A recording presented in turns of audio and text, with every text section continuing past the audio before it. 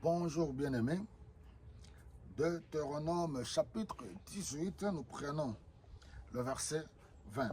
Mais si un prophète a l'audace de prononcer en mon nom un message que je ne lui ai pas communiqué, ou s'il parle au nom d'autres divinités, il devra être mis à mort. Vous vous demanderez peut-être comment on peut reconnaître qu'un message ne vient pas du Seigneur. Eh bien, si un prophète annonce quelque chose au nom du Seigneur et que cela ne se réalise pas, c'est que son message ne vient pas du Seigneur. Le prophète a eu l'audace de le prononcer lui-même. Ne vous laissez pas impressionner par lui. Comme je vous ai dit, un message, un sujet d'actualité, en dépit des différentes époques.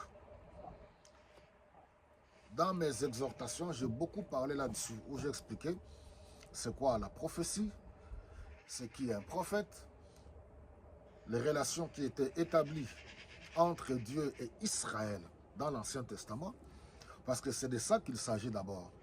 Comme je l'ai dit dans d'autres messages, on ne peut pas parler de ce sujet sans évoquer le contexte socio-culturel d'Israël et de toutes les nations environnantes. C'est là qu'il faut d'abord revenir pour comprendre la relation que Dieu a établie avec Israël en appelant Abraham. L'alliance avec Abraham, Isaac, Jacob. Jacob qui est devenu Israël et les 12 tribus d'Israël. Et la période qui précédait le schisme et toutes ces périodes-là, les périodes d'exil, il y a eu des prophètes pré-exil, des prophètes de l'exil, les prophètes post-exil. Voilà, les prophètes qui étaient tout autour des deux rois. Et vous savez, dans mes messages, pour ceux qui veulent approfondir cela, vous pouvez toujours consulter ma page et vous trouverez là où j'expliquais toutes ces choses en détail. Alors ici, c'est quelque chose de très important. Nous avons vu que le prophète, c'est Dieu qui l'appelle. Ce n'est pas un devin, ce n'est pas un magicien, il ne doit pas parler de lui-même. Pourquoi? Parce qu'il est porte-parole de Dieu. Il reçoit le message de la part de Dieu. C'est le moyen que Dieu utilisait pour communiquer avec son peuple. Dieu a choisi Israël pour qu'à partir d'Israël, que toutes les autres nations de la terre puissent le connaître. Et Israël a échoué. Dieu, dans sa prédestination, dans sa préscience, le Christ est venu dans la nouvelle alliance.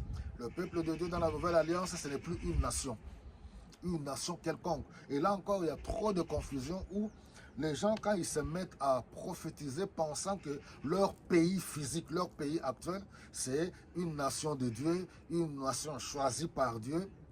Il n'y a pas une nation choisie par Dieu aujourd'hui. Je reste dans le contexte biblique, dans le contexte de la parole de Dieu, selon la pensée de Dieu par le Saint-Esprit. Aujourd'hui, la nation de Dieu, la maison de Dieu, le peuple de Dieu, c'est l'Église.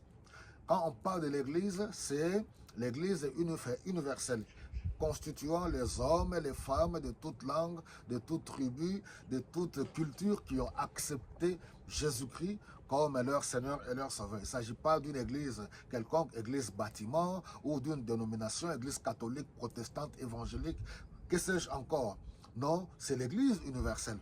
C'est là maintenant qu'il faudra encore parler de l'exercice de dons de prophétie.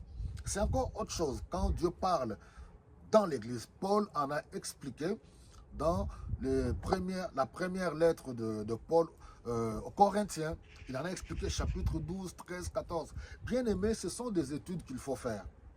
Alors quand on voit quelques diseurs de bonne aventure, d'aventuriers qui peuvent s'élever aujourd'hui après avoir mangé 2 cacahuètes ou je ne sais pas quoi, et voilà, après avoir eu un rêve, 2 pigeons, 3 pigeons blancs, et puis ils s'élèvent le matin en ayant une voix rauque, en créant une atmosphère, l'atmosphère spirituelle avec une voix en commençant par Shalom, peuple de Dieu, ainsi parle Dieu m'a dit, Dieu m'a révélé, et vous tremblez, vous tombez dans le piège.